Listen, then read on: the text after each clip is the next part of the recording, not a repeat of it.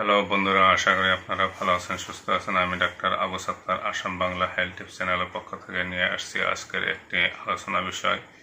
তো বন্ধুরা, আমরা তো হোমিওপ্যাথিক ঔষধ খেয়ে থাকি বা গ্রহণ করে থাকি। হোমিওপ্যাথিক ঔষধ খাওয়ার সময় বা খেয়ে থাকা, চিকিৎসা হয়ে থাকা অবস্থায় আমরা কি করব, কি করব না, কিভাবে হোমিওপ্যাথিক ওষুধ খাওয়া লাগে সেই বিষয়ে আজকে কয়েকটি টিপস আপনাদের সামনে আমি নিয়ে আসছি। আপনারা খুব মনোযোগ সহকারে দেখবেন, শুনবেন। তো বন্ধুরা, তার আগে আমার এই চ্যানেলটাকে আপনারা সাবস্ক্রাইব করবেন, লাইক, কমেন্ট, শেয়ার করবেন। তো বন্ধুরা, প্রথম যে টিপস, সেই টিপসটি হলো খালি পেটে ঔষধ গ্রহণ করবেন বা সেবন করবেন।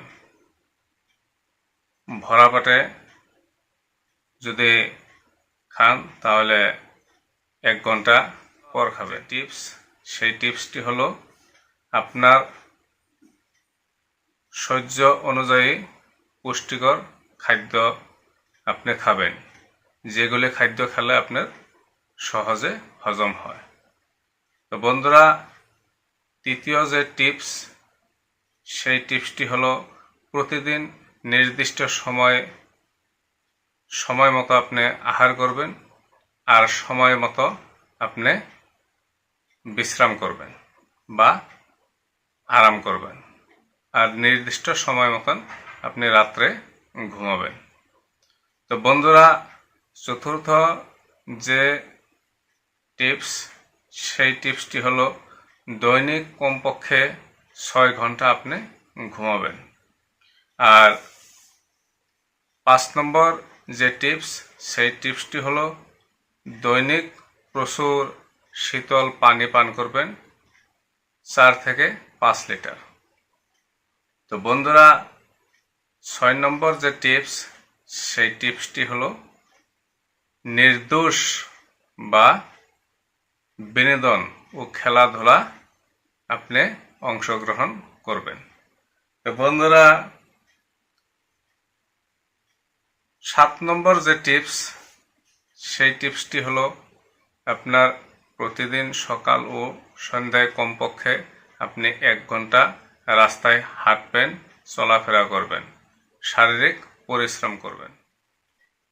8 নম্বর যে টিপস, সেই টিপসটি হলো সব সময় আপনি পরিষ্কার পরিচ্ছন্ন থাকবেন ও মনকে প্রফুল্ল রাখতে চেষ্টা করবেন।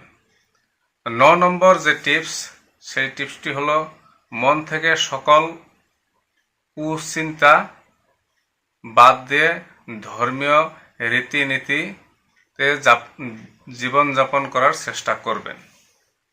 তো বন্ধুরা, আজকের যে কয়টি টিপস ছিল, আজকে এই 9টি টিপস ছিল হোমিওপ্যাথিক ঔষধ যারা ব্যবহার করেন তাদের।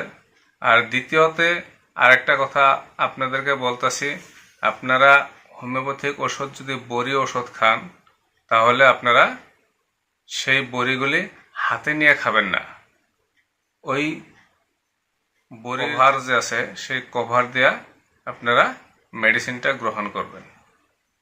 তো বন্ধুরা, আপনাদের কাছে আমার এইটাই অনুরোধ। আজকের ভিডিও এখানেই, ধন্যবাদ।